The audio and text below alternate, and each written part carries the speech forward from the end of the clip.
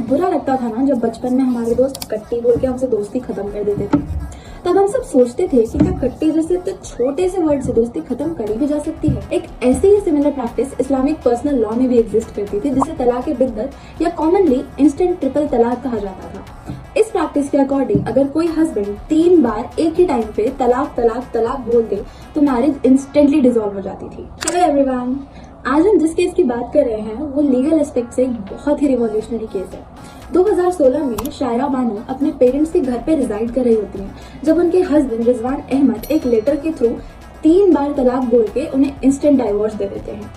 तलाक बिद्दत का मतलब था वाइफ को रिकंसिलिएशन का चांस ही नहीं मिलेगा। दूसरा, हस्बैंड को डाइवोर्स के लिए कोई जुडिशियल प्रोसेस फॉलो नहीं करना पड़ेगा।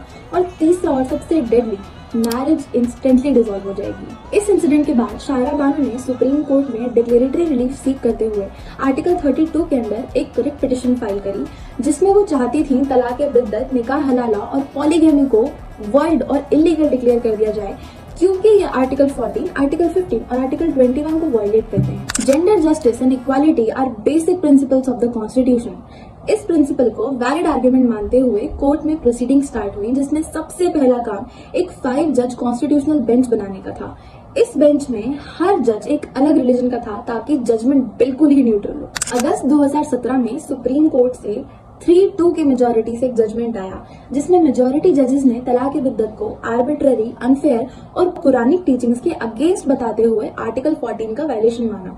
लेकिन जो माइनॉरिटी जजेस थे उन्होंने ये बोला कोर्ट को तलाक बिद्दत को इनवैलिडेट नहीं करना चाहिए, क्योंकि ये इस्लामिक पर्सनल लॉ का एक पार्ट है। इस जजमेंट के बाद पार्लियामेंट ने 2019 में Muslim women protection of rights on marriage act 2019 पास किया, जिसमें तलाक बिद्दत को इलीगल और वॉइड डिक्लेयर किया गया। हस्बैंड को तलाक बिद्दत देने पर 3 साल की सजा सुनाई गई और वाइफ एंटाइटल्ड कर दी गई मेंटेनेंस के लिए और चाइल्ड कस्टडी राइट्स के लिए।